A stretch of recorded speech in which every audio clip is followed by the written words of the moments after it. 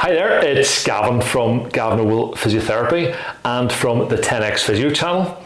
Today we are with Stephanie here, and Stephanie has invited us into her home to talk about her pickleball journey. So I want to thank you, Stephanie, for inviting us along. I'm actually excited, and I'm actually really looking forward to having a good old yarn with you. I think you have lots of good insight and information, wisdom about pickleball that many people and players and future players will have. So please feel free to share them all with us all. So I'm going to get started, and really I'm going to be cheeky here, and I do apologise in advance. I'm not a cheeky person, but do you mind telling us firstly what age you are? My bad, apologies. Don't apologise. I'm still alive. And how long have you been playing pickleball for? Okay, well, I'm 80 years of age. And looking fantastic, I do add. And still alive and kicking. And I've been playing for 10 years. When I say I've been playing for 10 years, I started the game when I was 70. Okay. So it's, you couldn't have called what I played at the beginning pickleball. It was a wee bit of a mishmash of pickleball. And then as I got more information about the game, then it became pickleball per se. So tell us a little bit about your background and what really attracted you to pickleball. That's easy enough. I'm definitely a bat ball girl. I played squash at international level. I played hockey at international level, and I played tennis for County Antrim, and I played badminton as well. So of all the sports, all the racket sports, and it stood to reason that the racket sport is going to attract me completely. Now, whenever I started 10 years ago, pickleball, I'd never heard of it. So I heard of it on television one Saturday morning. And what attracted me to it then was the fact that the people that were playing, they were playing in a tournament. They were English, a man and a woman, and they were older than me. So I was 70, and she was 72, and he was about 76. And he had a gammy leg. And I'm thinking to myself, I can run around better than they can. Oh, it really looks interesting. It's a wee bit like tennis. Mm-hmm. It's also a wee bit like badminton. Yeah. It's a funny game, isn't it? It's a funny name. I'm going to find out about this. And I did. I found out a wee bit more about it. Discovered I needed equipment like a paddle, which is a big bat, and a ball with holes in it, an air ball, or a wiffle ball, as the Americans call it. And I approached the management in the leisure centre. Just here in Lisburn? Just in Lisburn Leisureplex. And I approached them, and the manager had been working with me as a lecturer. He and I lectured together. Right, very good. So he said, well, I'll tell you what, if you think you can coach it, then I'll get you the equipment. So that's how it all started. And I used to go to the gym 5 mornings a week because I was retired at that stage. And I used to go in and say to the fellas who played squash with me, there's this great game, what do you tell you? Come on down to try it, come and try it. And they came along in their 2s and 3s. When I got a foursome, I was in my element. I thought this is great, 4 people. And then maybe somebody would disappear and somebody else would come in. And then we got 2 nets going, 2 lots of going. So it grew like that until eventually we had 4 nets going and all the equipment and people. So we decided we better have a club, and that's whenever the club started. Right, but there's now quite a big, healthy membership of our club in Lisburn, there are over 80 there? people in it now, yeah. Right. So it took a while to grow. I mean, it is an unusual game, Gavin, because it is a funny name, like pickleball. But as I point out, so was tennis when it was started, and so was badminton, and so was cricket. All these games have funny names until you get to know them. So nobody even thinks anything of pickleball now. They just sort of pickleball, and then everybody remembers it. So it has grown quite a lot in those 10 years. Because it's now actually a professional sport as well over in America. It is, and actually there are some professionals in England as well, I mean, I think, and I wouldn't be surprised if there are in Scotland too, you know. Okay, so can you tell us a little bit about your first time you stepped onto a court and started playing pickleball? What was that like? Funny. Very odd, very peculiar, because the ball doesn't bounce like a tennis ball, and in tennis the ball comes to you. In pickleball you go to the ball, you go towards the ball, a lot of the time. The courts that we play, it depends on the surface, but the courts we play on, the ball comes along, it doesn't skite the way it would on a wooden floor, and therefore you have to go to meet it. And so that's different. That was a different way. And whenever some tennis players came to try and play, they couldn't hit the ball at the beginning. They kept missing it and doing all sorts. It didn't come to them, and they forgot to go to it, or it wasn't bouncing as high. There were a lot of things came on that really bothered them, and they think, I feel stupid doing this. Why can I not do this? And then whenever they got the hang of it, they became quite good very quickly.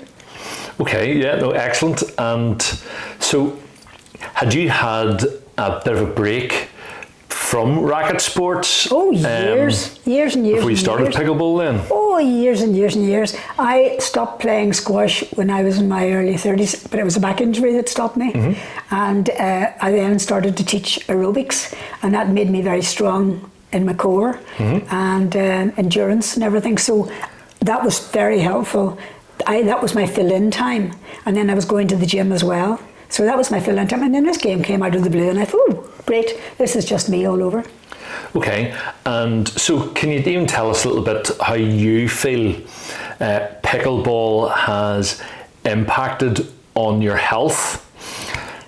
Well, just with regards to like physical fitness, anything that... My physical fitness was always good. Okay. Because I was teaching all these aerobics and what have you. My physical fitness was good. The thing that stood out to me was if you played singles in pickleball, and not a lot of people do that, and at 70 I suppose I shouldn't have been thinking of doing it, but I was.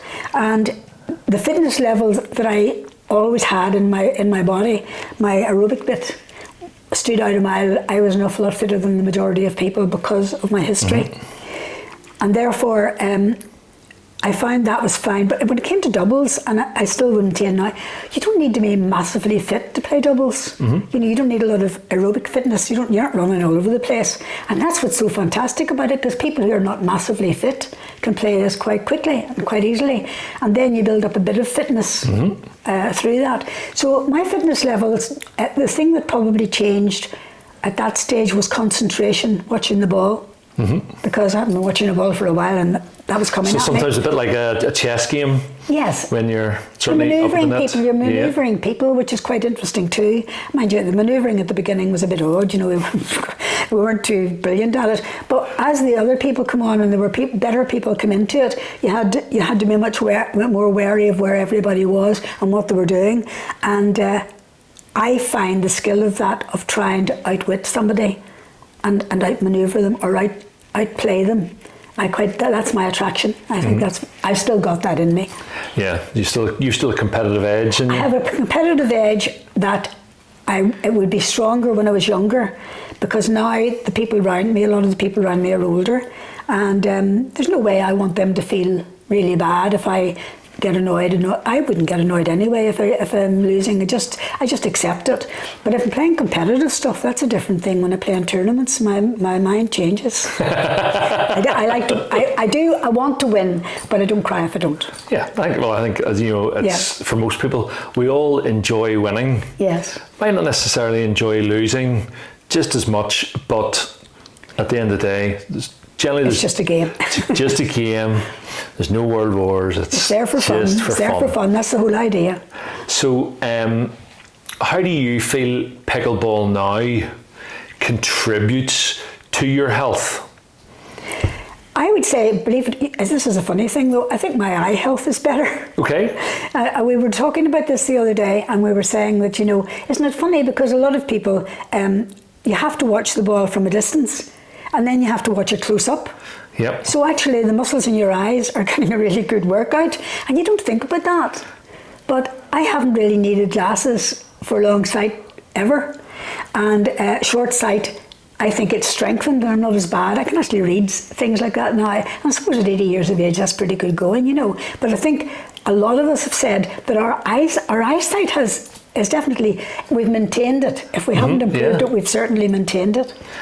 Here, brilliant. And do you see the other guys round at the pickleball club, when they come to play regularly, when you chat to them, is there anything that they would say about how they feel about their health when they've played? Oh yes, is this bar the injuries? Bar the injuries. There are a few injuries here and there, and of course then you see them whenever there are injuries. But generally speaking, no, it keeps them moving, and they really enjoy that idea. I think they enjoy the idea because we mostly play doubles, and they enjoy the idea of the camaraderie of playing together and mixing and matching with different partners each time you play, and they seem to feel that it probably is good for their mental health as much as anything. It's certainly good for my mental health, because as things change in your life, which you aren't at yet, but it will come. As things change in your life and other problems come about, not necessarily health, but maybe health in other family members, or maybe death of dogs and various things like this, your mental health changes, and this is a great way to go out and have an hour or 2 hours exercise, and it lifts you so much because those happy hormones flow through you. Oh yeah, and absolutely. That is the most important thing that you could do for yourself whenever you're feeling a wee bit down. Yeah, no, definitely. I certainly feel myself whenever I'm playing I find a sport. My original sport that I played was table tennis. Hadn't played it for 35 years. I happened to find pickleball by accident, and it's fantastic because you do get a bit of a physical workout, and there's that whole camaraderie when we play matches and when we're playing at the club. And then, as you say, you're having to use your mind quite a lot when you're playing, because you're thinking about different shots to play. Even counting. Counting can be difficult sometimes. Keeping the score is probably one of the most important bits, and everybody gets confused and say, who's serving? I know. And then there's a fight. Well, hopefully not. All right. Can you share like a memorable moment in pickleball for you that you feel would be good for other people to know about? Well, this is a very personal one in a way, but it's we've held the nationals not very long ago, the Irish nationals, and the greatest thrill, I would say, I was helping organise it, but when I was standing back looking around, all my family were involved. Now that's right down to my grandchildren who also play pickleball, but I just looked around at them and I thought, isn't this great? There's not very many things where a whole family can be involved, and for the good of others, if nothing else, the organisational skills that are there. And it was brilliant. And then I looked around at the great wee team that we had, and they're such super people, such great organisers, so helpful and so nice with it. And you know, that's the most important thing. People are nice. They can be really nice. And those organisers were all nice.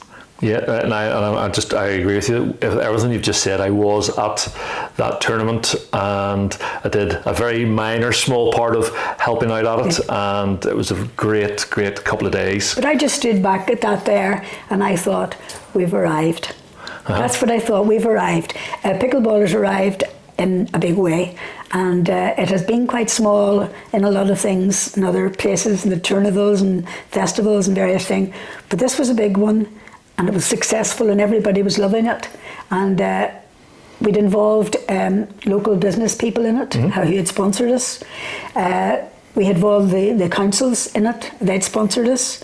Everybody was happy for us, and we were happy about the result. You also even got some local TV coverage as well, isn't that right? We did indeed. We got ourselves on television. And you know, that wasn't the first time. I'd been on television about 7 years ago, I think it would have been 6 or 7 years ago, and there were fewer of us playing at that stage, and they came along and they were doing an evening programme, and it was they introduced pickleball, and that was a lot of people saw that, and that's when we got a lot more people whenever they saw this. And the way the video did, it looked as if we were just only drinking was the only thing you did, if you know what I mean. And then they suddenly discovered actually you're allowed to hit at the whole court. But that was very helpful to promoting the game. And then other places were phoning us up, and I was going around Enniskillen and Ballymena and various places trying to start the games up there. So you've been a real driving force for pickleball within. That's my sales talk. That's all my sales talk. You see, that's it. I mean, it's not hard to sell it. If once you get people involved and they look at if they even look at YouTube or whatever and they see what it's about, they don't even need to do that now. They now know the name through television. They know the name and they're inclined to phone and say, "Is there anybody who would like to come out and show us what we have to do?" And then you say, "Well, have you got the equipment? Order the equipment and we'll come out and show you what to do, and some of the club members will come out and show you." So that's how it has grown really all over the place, and it's still, we could do with a massive centre, and that'll not be in my time probably, but some entrepreneur will come up and say, "Right, this will go down well," and they need to do it soon, because the sooner they do it, the better as far as the game is concerned, because it gives the game an opportunity to grow even more, and then more internationals can come over and so on and play. You'll be able to cater for more people. Yeah, well, like as you know, it's a very fast growing sport. Absolutely, like mushrooms. Yeah, and it's open to players of all age. And again, now I know at our club we have a lot of former badminton players, squash players, tennis players. And I mean, you've played with a lot of them as well. Absolutely. So they basically, I'm going to say, they found life after their original sport. Yes. In another racket sport, which I'm sure they probably would have loved pickleball when they were a lot younger. Yeah. You see, the problem is when they were younger, I wasn't around at that stage, but when they were younger, it probably would have looked like quite a tame game. Mm-hmm. And that's because if you actually look at some of the people playing it, they're the older generation. And that's brilliant.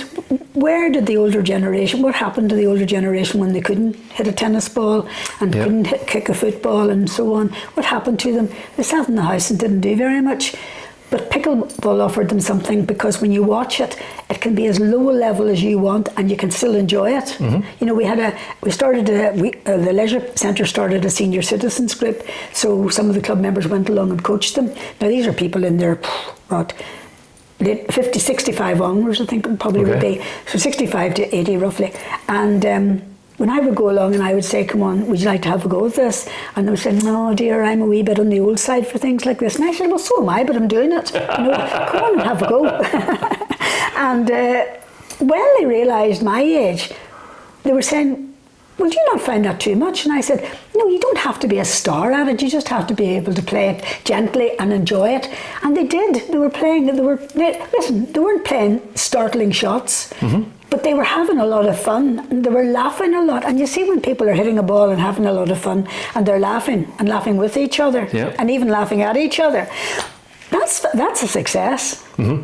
Yeah, well, as you said, it sends off all those endorphins, all those happy hormones in the body, which give us all a lot of joy. Yeah. I mean, my grandchildren play, and I think that's a wonderful thing. That I have a grandchild, well, he's coming 17, and the others coming 14, 15.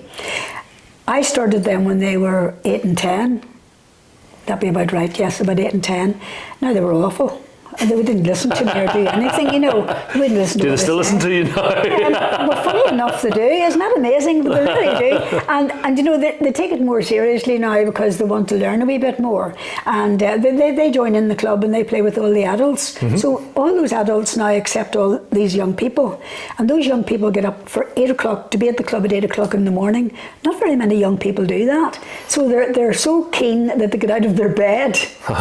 During their summer, their holidays? During their holidays, they get out of their bed and along they come, and they join in, and I think that's wonderful. That and all over Ireland there are kids doing exactly the same. Right, great. So again, you know, it is, as I said, it's like a sport for all ages. Yeah, that's the whole point of it, yeah. And all standards and all shapes and sizes. I think sometimes, you know, the way you'd have gone along, when I was playing squash, you wouldn't have had very many heavy people playing squash. It is a real runny around game. You know, there's an awful lot of physical effort in a game of squash. You can't really play it at a low level. Not really, you know, it would be very low and I don't think it would be so good. But so if you were playing, I nearly always played against men because to get the competition we had to play men. So there was quite a lot of physical activity went on. But whenever you play pickleball against men, it's almost like equal. I know it can't be fully equal, but there's a more equal possibility than there is if you're playing playing squash. In squash, I mean, the men are quite dominant in the way they hit the ball, but the women were able to hold their own a lot of the time. Oh no, yeah. Look, listen, yeah, I can concur with that. Having played against and with the women in our club as well. You don't scare me. No, I don't scare anybody. Okay, right. Well, look, what do you enjoy most about pickleball? I definitely enjoy the physical activity. I enjoy it being a bat and the ball activity. Mm-hmm. I enjoy a wee run around. I quite like running around. I like chasing the ball. And although you can be very sort of fairly static playing pickleball, I'm probably one of the more active ones. Mm-hmm. But I really enjoy meeting up with my friends, and I love the cup of coffee afterwards. Because that's part and parcel of the whole morning. You know, pickleball, coffee, pull people to bits and enjoy yourselves. A wee chat. Brilliant. Work the world's problems out over a cup of coffee. I think most people do that anyway. Yes, absolutely. Right. Okay. Well, look, what advice would you give to somebody who's wanting to take up pickleball? Well, hopefully I can encourage someone to do it by looking around their area and finding a club, and not shying off. I had an experience recently of somebody telling me to my face that our club is an elitist club, and I'm thinking, what? Elitist? We're the least elitist people you'll ever meet. You know, we really are. So I don't know where that was coming from. But I could see that people coming from the gym were walking past, and when they're looking down, they're seeing a standard of play, and they probably would never start at that standard. So they would immediately think, well, they're all very good. What they realise is we're really not all that very good, but because the ball goes back and forward, back and forward, back and forward, and sometimes it's out, and sometimes it's hard, and sometimes it's soft, they would get the impression that this is a very, very difficult game, whereas it's probably one of the easier games. I mean, squash is a hard game to learn because the ball doesn't bounce very well. Nope. At tennis, the ball's all over the place. I mean, you hit the wire netting at the back and things like that, and there's you've got an awful distance to run for the ball. In pickleball, the ball bounces just high enough for you to enjoy and get a bit of a rally going, and you can learn the basic rules to have a game very quickly. You can learn the basic rules within about half an hour if you've already been able to hit a ball. Not many games you can do that. No, there's not, definitely not. Okay, right. So, now we're thinking a bit more pickleball here now again with how would you personally prepare yourself to go out? You're going out on a Tuesday morning to go play pickleball. What do you do to prepare yourself to play? Because it's a really big thing from my point of view, in that when I play pickleball, do you know, and I'm going to say I'm guilty of this a little bit. I'm trying to find out what you prepare yourself in doing. Remember, I tutored PE. Yeah, a lot of the time you just see people pick up the bat, jump on the court, hit a couple of balls, and hit a few balls, and then boom, they're in to play a game. So this is more so, what do you do? Because I'm going to say you probably will do what we all should do. I would say if you want to be as good as me, and I'm not talking about pickleball now, take it back to your clinic. Oh yeah. If you want to be as good physically, and physically I am very, very mobile and very flexible. Which is incredibly important for playing any sport. And at 80 years of age, I would be as good as people in their 30s. As far as fitness is concerned. I have absolutely no doubt about that. Yeah, well, it is. I mean, if I was tested, I think you'd probably find that my flexibility and all is as good as a lot of younger people. So how did that come about? Well, it comes about because there's not one day goes past, unless I'm really sick, not one day goes past that I don't do, I would say, 7 or 8 minutes exercise before I leave the house. Okay. That's every day. That's holidays and all. That's very good. And it's just flexibility exercises, strengthening, a few strengthening exercises, and sometimes in the evening time I've got one of these wee roller things, for the abs. I would use that there when I'm watching television. but away I go. And that's very good for my back and my abs. And I keep my core very strong through that. So I exercise every day when I can, as often as I can. Yeah, like it's vital. Yeah, like it's, you know, the thing with that's really important to me. Just not just in sport, but you know, when we see people in our clinic, it's the important things for me are that it's just so important that people stay flexible, they stay mobile, and they stay strong, because if they do all those things, then they can basically keep any injuries and aches all at bay, or even if they do pick up an injury, they're going to definitely recover or a lot quicker. Or an operation, there's another thing. If it's an operation, they go through operations so much quicker than if they hadn't remained fit, you know? Well, so when you talk about operations as well, like I know, for example, down at our pickleball club that there are a number of people who have had knee replacements, hip replacements. Yes. You know, they've all been through those kind of operations, and they're all back playing. Yeah. And to me, that's just you see, fantastic. I think it has to be the will. I mean, I can't make anybody do anything, nor can you. All you can do is suggest to somebody that, you know, it depends what you want out of your life. And it isn't the pickleball I want out of my life. It's just to be able to carry on everything so that I can lift things and I can reach and I can twist and I can carry and do whatever I need to do for everyday living. And that's more important to me than the pickleball or anything else. So I have to do squats and I have to do exercise that's going to keep my body strong, because it definitely weakens. You know, I think I would have lost quite a lot of muscle power in the last 20 years anyway. I would have lost a lot of the muscles, because I think I was heavier at one stage because I had muscle. Very little muscle now.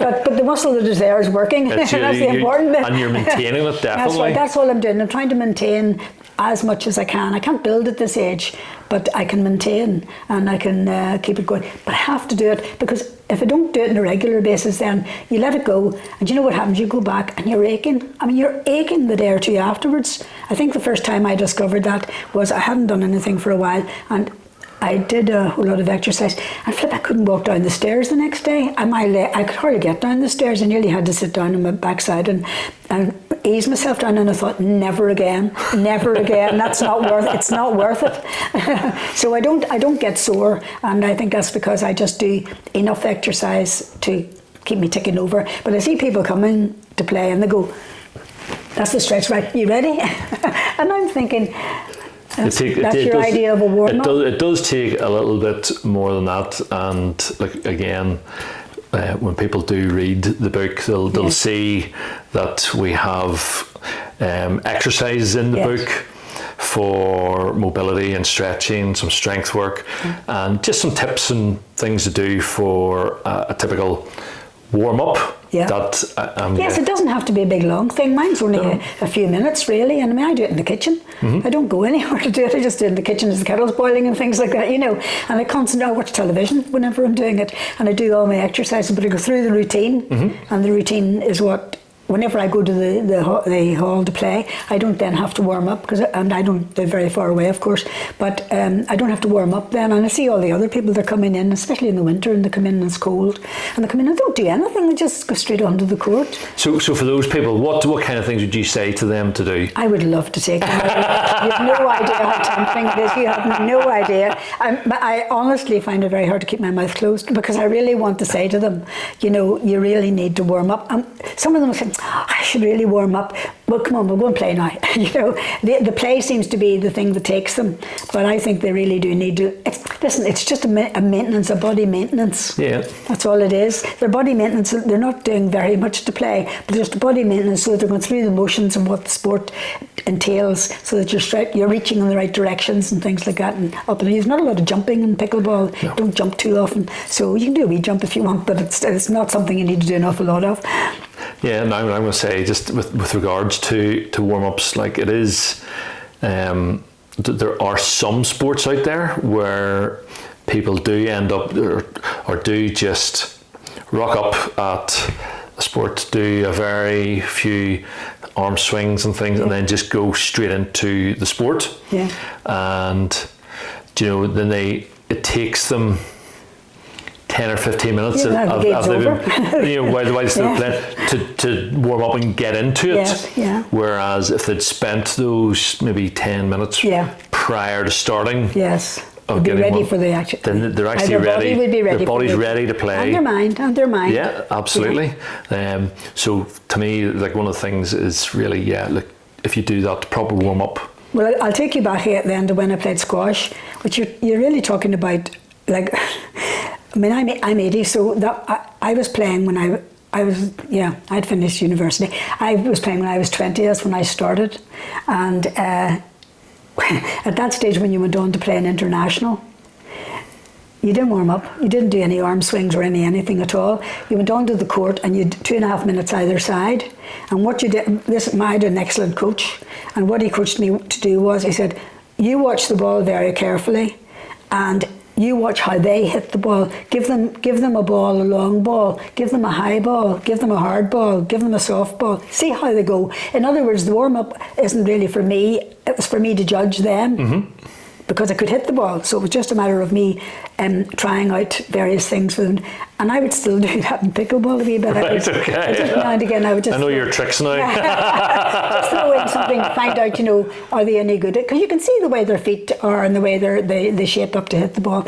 So that there, it was only 2.5 minutes. And I can remember one of the international swimmers, who was a very good friend of mine, and he said, how we warm up 3 arm swings in a way. So the warm up even for the international swimming in those days wasn't anything like it became. No, definitely. We've learnt a lot. Yeah, so here definitely. Well, I think science has definitely led that a lot more. There's a lot more sports You didn't science. have all the studies at that stage, No. you see. They didn't really have an awful lot. I did a couple of tests for the Ulster University whenever they were doing heart and lungs and things like this, whenever they were doing your breathing and taking your peak flow and all that sort of thing. So I did all that sort of thing with them and what have you. But nobody ever fed it back to say to me, you were good, bad or indifferent. I didn't know what it was, and they didn't seem to tell me, and I don't know where the results went, but they never came to me. So I don't know, that was just me being very nice and going along and doing it for them and do a tube. Oh dear, right, brilliant. Okay, so I'm going to ask you a little bit now about diet. So diet is very important for our health. So I'm just going to ask you, is there anything in particular that you do diet-wise that you feel helps you with playing pickleball or playing any sport? In the days going by, whenever I was younger and playing squash, you just ate when you could, if you know what I mean, before you played, and you learned very quickly that you don't have a steak before you play, because otherwise you don't run around too well. Yeah. So it was always light food, and then you ate afterwards, and that wasn't good because you quite often ate at 10 o'clock at night, and that wasn't such a good idea. But as I got older and I got very into nutrition, very interested as to what it did to you and what you should and shouldn't eat. So I'm very, very fortunate in that I have a good diet. I'm blessed with the fact that I don't have a very sweet tooth, so I don't crave chocolate and I don't crave buns and sweets.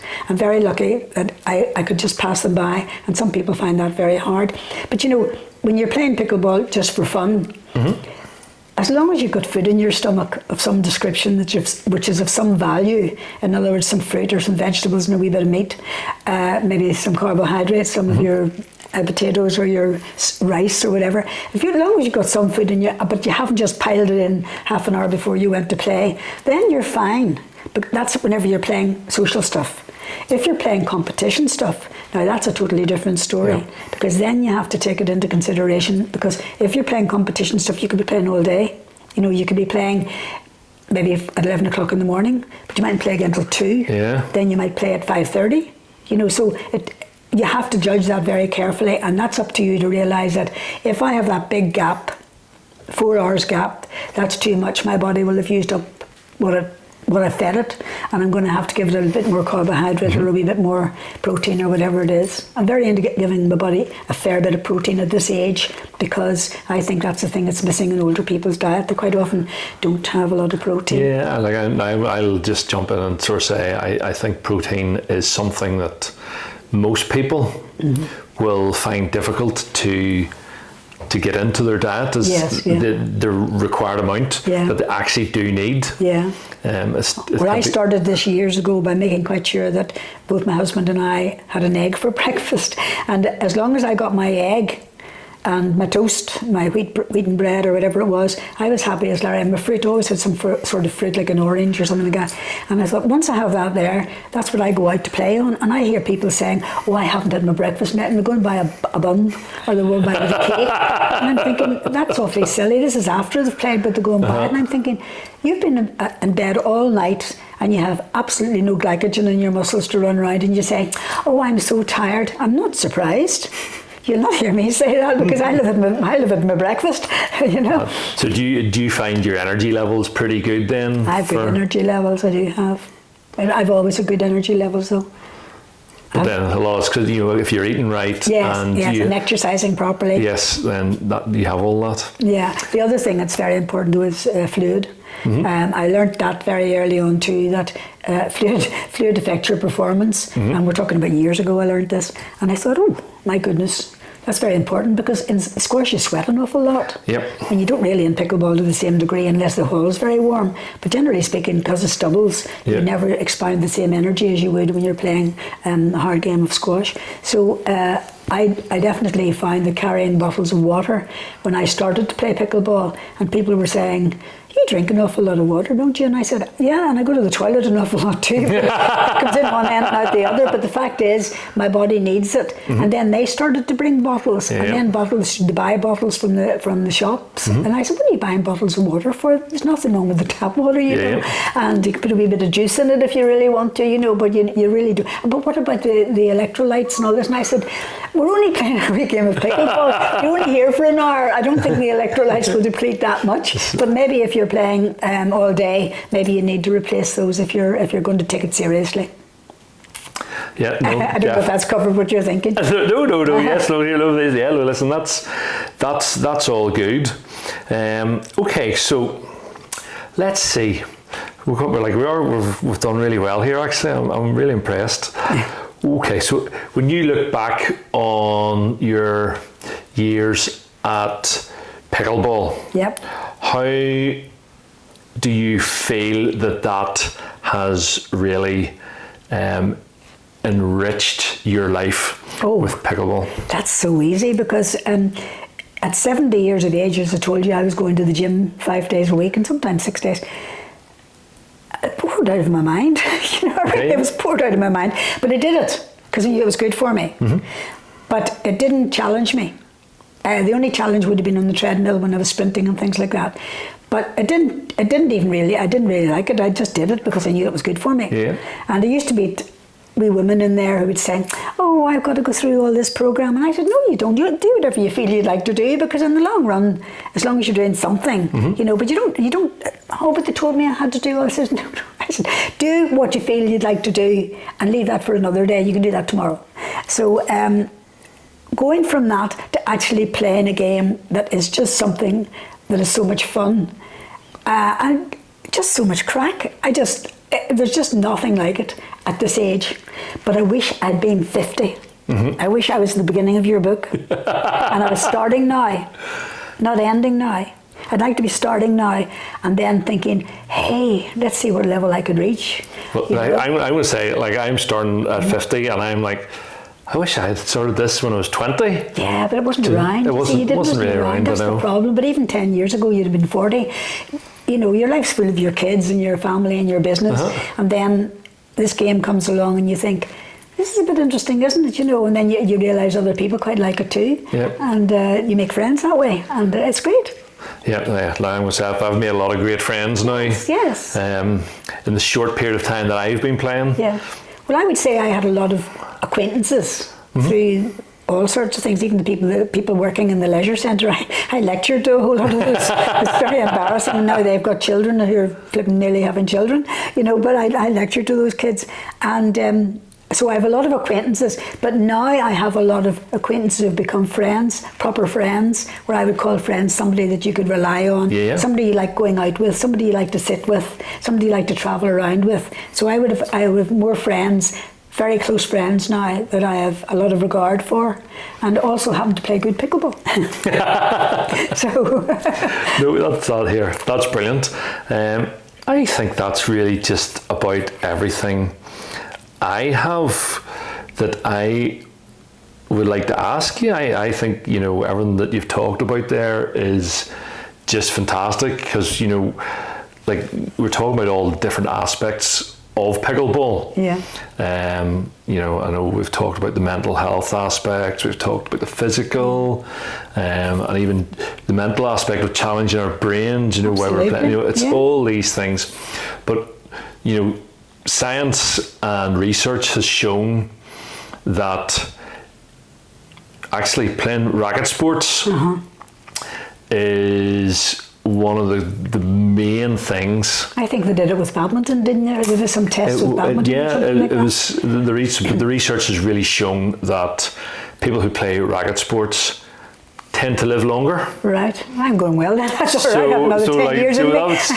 So for me, that's really important, because, I like racket sports, definitely, and I think, one of those other things, we all want to live as long a life as possible. No, I only want to live healthy. I just don't want to live forever. I want to live like this forever. But what I've said is is living a healthy life for as long as possible. Yeah.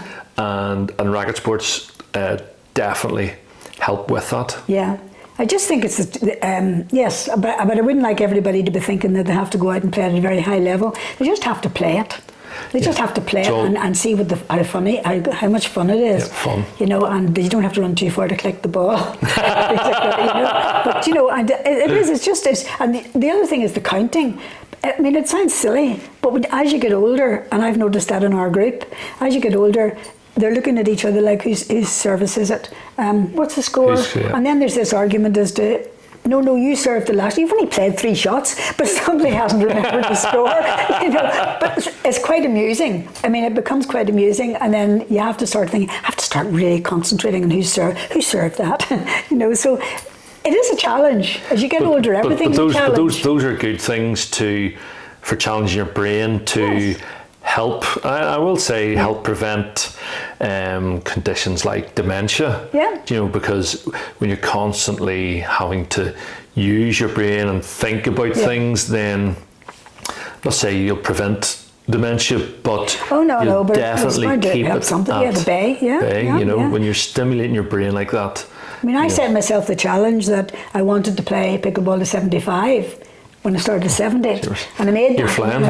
And as well as that, a lot of my family had died before that age. But I'm talking about whenever my sisters were older than me, but they died before they reached their 70s and things like that. Right. So I thought, when I reached 70, I thought, this is brilliant, I'm alive, great. And then I want to play at 75. Nobody in the family has ever done anything like that. So it's all to do with a personal feeling, I want to do that. And then 80 came along, and I thought, 80. Now I'm thinking 85. Well, you're still doing it, and you're playing with your grandsons as well now, which is fantastic. Yeah. So I can see 85 looming and the birthday cake and the 85 on the cake. Easy. And me saying, put a paddle on the top. Make it like a paddle on a ball. Absolutely. But you'll find, I mean, in America there are loads of people playing at 100. Yeah. Well, not loads, but there are quite a few people who still play the game. Somebody 102 or something like that was the world champion or something like that at 102. Maybe I'll go for that. Why not? Who knows? Exactly. Who knows? Where's your oyster now? Exactly. The main thing I would say is it is a game for everybody. Mm-hmm. And it's the thing that I don't think people get over. They think, you have to be good. And no, you don't have to be good at any game. But that game is easier to play, and it doesn't hurt if the ball hits you. and just enjoy it. It hits you, bruises you. Because it is fun. Yeah, it is. No, just enjoy it. If you don't enjoy it, you shouldn't be doing it. I'm a great believer. I mean, when I taught aerobics, it was a matter of I didn't enjoy the class, then I wasn't going to do it. You know, I had to enjoy what I was doing so that I made them enjoy it. And that's quite important to me, that you can have a bit of crack and a bit of fun, and the music's good. But you can laugh. If you haven't laughed, it hasn't been a good class. So I feel that way about pickleball too. If you haven't had a belly laugh, then I haven't enjoyed the morning. Well, you'll definitely hear a lot of that when you hear me playing, or if you see me playing it. I know. I hear you laugh. You keep laughing. That's the important thing. Oh dear, important. I know. Right, okay. Well, look, I think that's us done now today. I know, it's great. So, look, all I have to say is a huge thank you to Stephanie for, again, inviting us into your home to let us have this conversation, and for allowing us to be able to share this with people. Well, hopefully it motivates somebody. I have a suspicion that it will, and I'm looking forward. So when the video gets posted, I'm looking forward to seeing some really good comments on there. Not half as much as I'm looking forward to.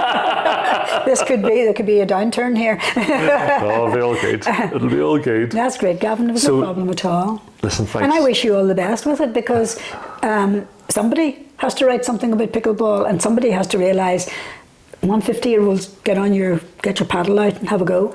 Yeah, well, that's really what it's... If Gavin can do it, if I can do it, anybody can do it. Anybody can do it. Absolutely, and that's really what I wanted. That's why I want to write the book, because I just think, like, I took 30 years away from a racket sport, and it's... and sometimes you're sort of sorry you do that, but on the other hand, there's so life takes over. It does, and you just lose focus because your focus is elsewhere. But now, of course, you have no choice. I will be watching. Are you warming up?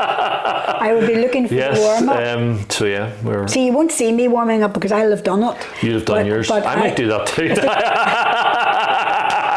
You see, it's not a bad thing, because if you do it there, I think people feel very embarrassed by looking as if they're warming up, and only the very top professionally sort of people, will give it a go in public. But people do feel embarrassed by, they think, who does she think she is doing that? And if I went into my routine there, they'd be looking at me and thinking, you're only doing that for effect. And I'm saying, no, I do that every day. I do this to make sure I can... I mean, I have said to them I would, if they wanted to do warm up, I would do it with them, but they said, it would be great, and then... It takes a lot of time, doesn't it? I said, no, it doesn't take very long. Well, this is one of the things in the book as well that I'm doing. I am hoping to video a warm-up. Right. So that it'll be there and people can see it and watch everything that you need to do. You want a warm-up done in something like the kitchen or the lounge or something like that, that people can do it at home. They don't necessarily have to go to a gym to do it, and they don't have to go to the hall to do it. Because I say, and women especially are, women are like, they're a pain in the ass. They're very shy about things. Like, they are, generally speaking. I think there's the only person that I generally see warming up among the guys would be... I haven't seen anybody. Liam would warm up a little bit.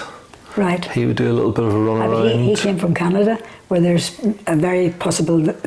quite a high standard there, and there's a possibility that he does. But he's a coach as well, so... Yeah, that doesn't mean you're a warm-up. It's whether you do the thing yourself is the important thing. I can tell you what I do, and I can show you what I do, but do you want to do it? And I can only say this is what would help you. It won't make you a better player. It'll just make sure that whenever you go on to play... It'll decrease that chance of injuring yourself. Yes, because I don't really suffer from many things like that, as you probably know. No, so I'm very rarely not there. That's the truth, I'm very rarely not there. Are you there every day now? No, I only play about 3 or 4 times a week. Now, I was playing 6 and 7 times a week before lockdown, but after lockdown then, people found it very hard to get back. They just found it was, some of them were scared, a lot of them were scared, because of course now they realise there was nothing to be scared of, but they thought that to be scared. And then of course the leisure centre was restrictive as well. You could only do this and you could only do that. So who's in your bubble? Exactly, blowing bubbles, you know. I'm forever blowing bubbles. But anyway, it was restricted, and it took a long while for the club to get back again. I mean, I was playing long before the club went back into being a club, and I would say it took us a good 6 months, maybe longer, to get back into being a club. And then Simon came along, and with Simon, everybody else seemed to come along, like people like yourselves all found the game, and that made the game grow. And I think that's wonderful. That is what really motivates me, is just saying this has got such a future. I won't be part of it, but it's got such a future, and I'm really pleased that it's got such a future. That's what gives me so much pleasure. I started it, but look how it's grown, and now it's up to other people to make sure it goes to its maximum.